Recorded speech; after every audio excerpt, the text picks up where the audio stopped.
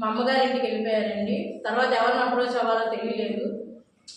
ఈరోజు టీడీపీ జనసేన కూటమి ప్రభుత్వం వచ్చింది. ఏ ప్రభుత్వంలో నాకు న్యాయం జరగలేదని చెప్పేసి పవన్ కళ్యాణ్ గారు నాకు న్యాయం చేస్తారని చెప్పేసి నేను జనవాణి ప్రోగ్రాంకి వెళ్ళానండి. అక్కడ అర్జీ ఇచ్చాను. పవన్ కళ్యాణ్ గారు ఇక్కడ అడహరి సుధాకర్ గారిని అప్రోచ్ అవ్వమన్నారు. ఆయన అప్రోచ్ అయ్యానండి.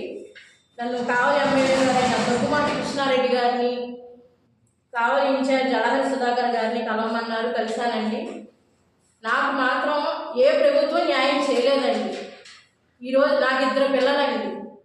మేము కష్టపడి సంపాదించాం. నా భర్త హ్యాండిక్యాప్. నాకు చిన్న వయసులోనే మ్యారేజ్ అయిందండి.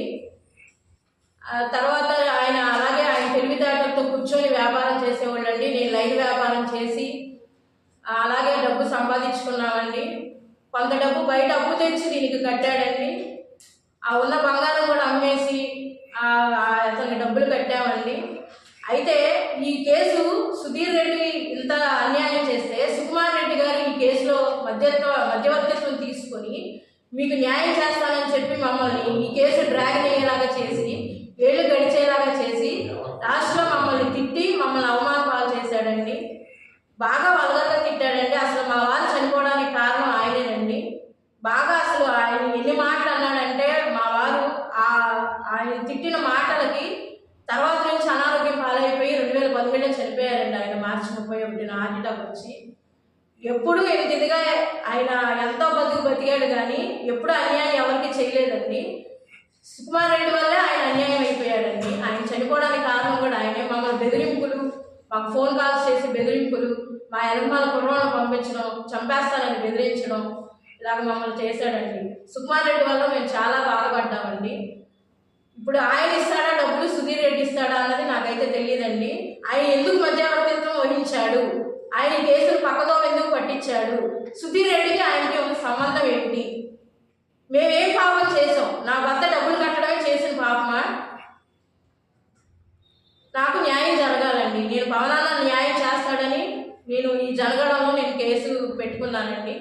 నాకు మీరే న్యాయం చేయాలండి. ఇదే కేసు విషయంగా నేను ఇప్పుడు డిఎస్పీ గారిని కూడా కలవాలనుకుంటున్నాను. ఆయనకు ఒక అర్జీ ఇస్తానండి. అంటే పేరు కత్తుల వలస.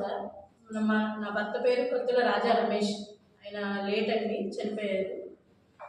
మేము 2012లో శ్రీ గౌరీశంకర్ జ్యువెలరీ అని మేము బిజినెస్ చేస్తామండి. 2012లో అజయ్ కుమార్ అలియాస్ సుధీర్ రెడ్డి అనే అతనికి బంగారం తక్కువకి ఇప్పిస్తాను అని అంటే మేము అతనికి 1,50,00,000 అమౌంట్ కట్టామండి. అయితే అతను ఈరోజు ఇస్తా రేపు ఇస్తానని చెప్పేసి బిల్లులు బంగారం ఇవ్వకుండా మమ్మల్ని తిప్పించుకుంటూ ఉన్నాడు. మేము అప్పుడు ఇక్కడ కావలి వచ్చి పోలీసుల్ని చేస్తే ఇక్కడ కాదమ్మా మీరు విజయవాడలో కేసు పెట్టమన్నారు. విజయవాడ 1 టౌన్లో కేసు పెట్టామండి 2013లో. అప్పటి నుంచి పోలీస్ స్టేషన్ చుట్టూ తిరుగుతూనే ఉన్నామండి. అతన్ని అరెస్ట్ చేసి విజయవాడ పోలీస్ స్టేషన్కి తీసుకొచ్చారు. అక్కడ రిమాండ్లో ఉంచారు. అయితే అక్కడ ఎంక్వైరీ చేస్తే మాకు బంగారం ఇవ్వాలి అని చెప్పేసి డబ్బులు కట్టించుకున్నానని చెప్పేసి అతను ఎఫ్ఐఆర్లో ఒప్పుకున్నాడండి పోలీసుల ముందు. తర్వాత రిమాండ్ నుంచి మళ్ళీ గుంటూరు పోలీస్ స్టేషన్కి తీసుకెళ్లారండి. గుంటూరు పోలీస్ స్టేషన్కి తీసుకెళ్ళిన తర్వాత మళ్ళీ తనని కలవడానికి వెళ్ళాము. కలవడానికి వెళ్తే వాళ్ళ అమ్మగారు పోలీస్ కేసు మీరు బ్యాక్ తీసుకుంటే మేము అమౌంట్ ఇస్తామని చెప్పారు. ముందు మీరు పోలీస్ కేసు వెనక తీసుకోండి, తర్వాత మేము అమౌంట్ ఇస్తామని కేసు వెనక తీసుకోండి, అమౌంట్ ఇస్తానంటే సరే మీరు ముందు అమౌంట్ ఇచ్చేయండి, మేము కేసు వెనక తీసుకుంటామని చెప్పాము. కానీ వాళ్ళు అలా చేయలేదండి, అమౌంట్ ఇవ్వలేదు. అలా రోజులు గడుస్తూనే ఉన్నాయి. తర్వాత అందరు చుట్టూ తిరుగుతూ ఉంటే రామరెడ్డి ప్రతాప్ రెడ్డి గారిని కలవమన్నారు, కావలి ఎమ్మెల్యేని. సర్లే అని చెప్పేసి అక్కడ కావలి ఎమ్మెల్యే గారిని కలవడానికి వచ్చామండి. ఆయన మా పరిస్థితి అంతా అయ్యి ఆయన దగ్గరుండే సుకుమార్ రెడ్డి గారికి ఈ కేసు అప్పచెప్పారండి చూడమని. సుకుమార్ రెడ్డి గారు మమ్మల్ని పోలీస్ స్టేషన్కి తీసుకెళ్లారు. పోలీస్ స్టేషన్కి తీసుకెళ్ళి డిఎస్పీ గారితో నేను మాట్లాడతానని